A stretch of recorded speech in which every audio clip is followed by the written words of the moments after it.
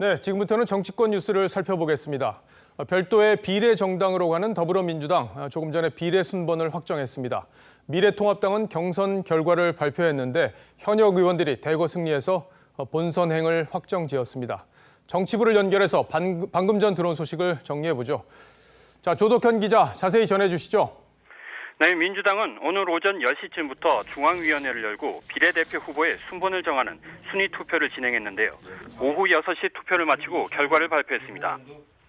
민주당 비례대표 후보 1번에는 여성장애인 분야의 최혜영 강동대 교수가, 2번에는 외교안보 분야의 김병주 전 한미연합사 부사령관이 선정됐습니다. 3번에는 이수진 최고위원이, 김대중 전 대통령의 삼남 김홍걸 민화협 대표 상임의장은 4번 순위를 받았습니다. 민주당은 7번 정도까지를 당선 안정권으로 보고 있는데요. 인권위원회에 임명된 지 42일 만에 사퇴해 논란이 됐던 양정숙 전 인권위원도 안정권에 들었습니다. 후보자 가운데 일부는 다음 주 출범이 예상되는 비례연합정당에 파견됩니다.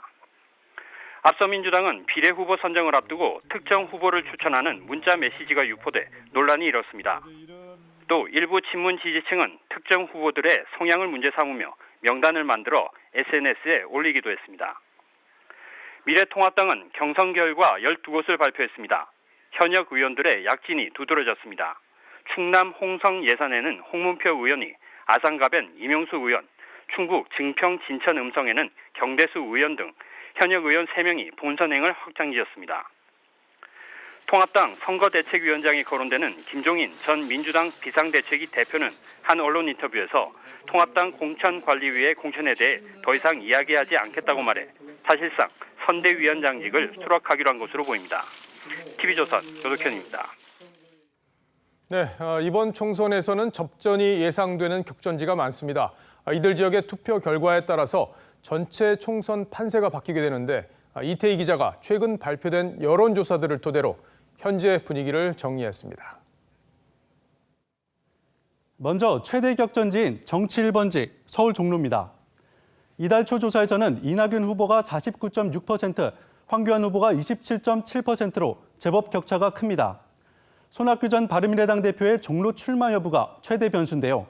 출마한다면 어느 쪽 표를 잠식할지가 최대 관심 포인트입니다. 서울 광진을은 조사마다 결과가 다를 정도로 접전입니다. 리얼미터 조사에선 고민정 후보가 46.1%, 오세훈 후보가 42%로 오차범위 아닙니다. 한국리서치 조사에선 역시 오차범위 내에서 순위가 바뀌었습니다. 경기 지역 민심은 어떨까요? 진보 성향이 강한 경기 고양 갑에서는 민주당 문명준 후보와 정의당 심상정 후보의 표가 갈리면서 진보 진영 민심이 나뉘었습니다. 통합당에서는 이경환 후보가 뛰고 있습니다. 비례정당 문제로 민주당과 정의당이 갈등하는 상황이 단일화의 변수가 될 수 있습니다. 경기 남양주 병은 조국 대전입니다. 조국 전 장관 시절 법무위원으로 활동한 김용민 후보와 조국 저격수였던 주광덕 후보 간의 오차범위 안에서 초박빙 양상입니다. 경기 수원 을에서는 공수처 설치 법안을 대표 발의했던 민주당 백혜련 후보가 41.2%, 공수처법 반대에 앞장섰던 통합당 정미경 후보가 38.4%입니다. 경기 용인 정에서는 판사 출신 이탄희 후보와 기업인 출신 김범수 후보가 각각 45.1%, 39%를 얻었습니다. 충북 보은, 옥천, 영동 괴산에서는 노무현 전 대통령의 사위 곽상원 후보가 38.7%, 지역 터줏대감 박덕흠 후보가 39.4%로 오차범위 내 접전입니다. 전남 목포에서는 민주당 김원희, 민생당 박지원, 정의당 윤소아 이렇게 진보 진영 세 후보가 경쟁하고 있습니다. TV조선 이태희입니다.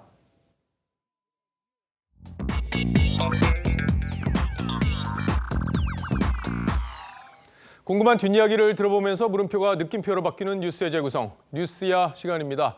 오늘은 정치부 류병수 기자와 함께합니다. 자, 첫 번째 물음표 볼까요? 네, 첫 번째 물음표는요. 통합당 공천 갈등 뭐가 문제입니다. 예, 이번 주 후반이죠. 이 통합당의 공천 갈등 이것 때문에 아주 당이 시끄러웠었는데 이제 유 기자가 취재 뒷얘기를 좀 들어봐야 궁금증이 좀 풀릴 것 같아요. 이제 김영호 공관위원장이 전격 사퇴했어요. 결정적인 배경은 뭐였습니까? 네, 김 위원장이 초반에는 텃밭 지역에서 강력한 물갈이를 주도하면서 주목을 받았습니다. 하지만 여기에 다른 인물을 채워 넣는 과정에서 사천 논란이 불거졌고요. 강남 병에 공천한 김미균 대표가 친문 논란에 휘말리면서 감당하기 어려운 상황이 되자 스스로 결단을 한 겁니다. 거두어들이지도 못하고 때로는 판단에 실수도 있었던 것 같고. 자, 구체적으로 어떤 지역에서 문제가 된 겁니까? 네, 대표적인 지역이 김 위원장이 5선을 지낸 부산 지역과 통합당의 강세 지역인 서울 강남권과 TK 그리고 강원 지역입니다. 근데 김영호 위원장으로서는 이 사천 논란이 불거진 게 상당히 좀 억울하다 이런 입장인 것 같아요. 근데 구체적으로 어떤 게 논란이 된 겁니까? 한 가지 사례를 취재를 했는데요. 부산 지역 공천이 발표되기 전날인 지난 5일 밤 김 위원장이 부산의 한 의원에게 전화를 했다고 합니다. 부산 북강서 을에는 이현주 의원의 전진당 출신인 김원성 후보가 어떻냐고 했다는 겁니다. 해당 의원은 김원성 후보가 지역 기반이 거의 없어서 인접 선거구까지 영향을 미친다고 반대했지만 김 위원장은 젊은 후보여서 해볼만 하다고 말했다고 합니다. 하지만 당내에는 이현주 의원이 당에 기여한 바가 없는데 그 측근들을 4명에서 5곳에 공천을 주거나 경선을 하는 것은 무리한 결정이었다는 의견이 많습니다. 예. 자, 이 강원도 공천도 논란이 좀 되고 있어요. 여기는 어떤 게 문제가 되는 겁니까? 네, 강릉 지역이 대표적입니다. 권성동 의원이 탄핵소추위원이라는 점을 들어서 컷오프를 결정하자 공관위원 일부와 황교안 대표 등도 반대 입장을 전달했습니다. 하지만 김 위원장은 여론조사나 인지도조사 없이 바로 다음 날 10분 면접으로 홍윤식 전 장관을 단수 공천했습니다. 그랬군요. 자, 그리고 나경원 전 원내대표 입김이 공천 과정에 많이 반영이 됐다 이런 논란도 있던데 이건 어떻게 된 얘기입니까? 그 김 위원장과 나 의원의 친분 관계를 볼 필요가 있습니다. 나 의원은 지난해 8월 한국당 의원 연차 내에 김 위원장을 강연자로 초대했는데 이런 말을 했습니다.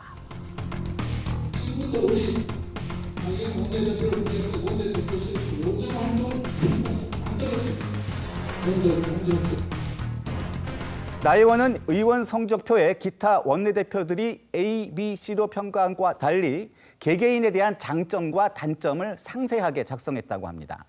특히 본인과 패스트트랙 전국을 함께한 원내 부대표와 정책위 의장단 의원들에 대한 평가를 후하게 줬다는 후문인데요. 수사 대상인 분들은 앞으로 공천 과정에서 가산점이 있을 것이다. 실제 컷오프가 거론됐던 원내 부대표 출신과 제가 통화를 해봤는데 면접 첫 질문에 김 위원장이 원내대표 평가를 보니 아주 훌륭한 의정 활동을 했다고 말해서 공천을 자신했다고 말했습니다. 이 의원을 비롯한 부대표단은 40%에 가까운 현역 물갈이 와중에도 대부분 살아남았습니다. 그렇군요.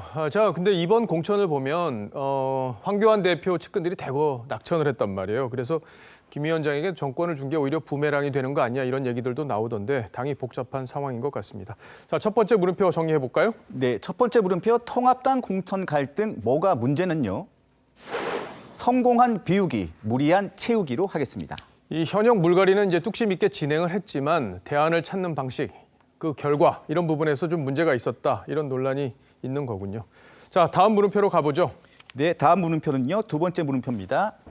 공천 갈등 어떻게 수습으로 하겠습니다. 예, 수습을 어떻게 하느냐 이것도 중요한데 이제 김영호 위장이 물러나면서 이석연 체제, 이석연 부위원장 체제가 된 건데 지금 최고위 내부에서는 아직도 문제 있는 지역이 많다. 공천 관련해서 논란이 지금 계속 이어지고 있는데 이 문제가 어떻게 수습이 되는 건가요? 네, 먼저 어젯밤 통합당 최고위 직후에 나온 입장문을 보면요. 황 대표의 의중이 담겨 있습니다.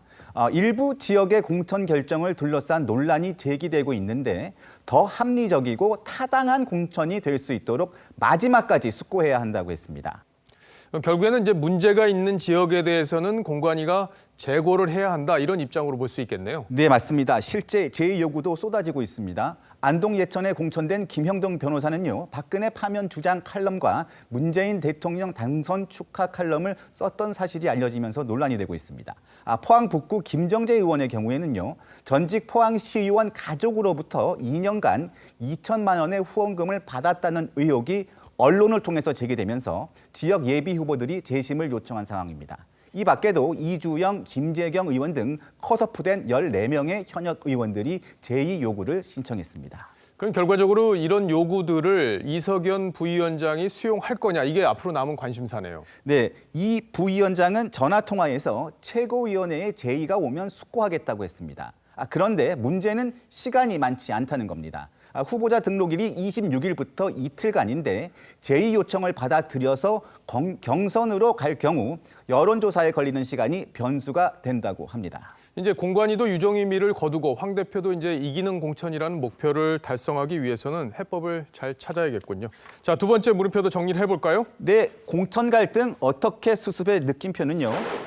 뱃속에서 겨 골라내야로 하겠습니다. 예, 이 공천이 종합예술이다 이런 얘기들이 있는데 이 다양한 요구들을 세련되게 담아내서 적재적소에 인재를 배치하는 게 필요하다 이런 의미에서 그런 말이 있는 건데 자 어찌됐든 김영호 위원장도 큰 폭의 물갈이를 했다. 이거에 대해서는 상당히 좀 평가받는 부분이 있으니까 이 논란이 어떻게 마무리될지 잘 지켜보도록 하죠. 자, 잘 들었습니다. 지금까지 류병수 기자였습니다.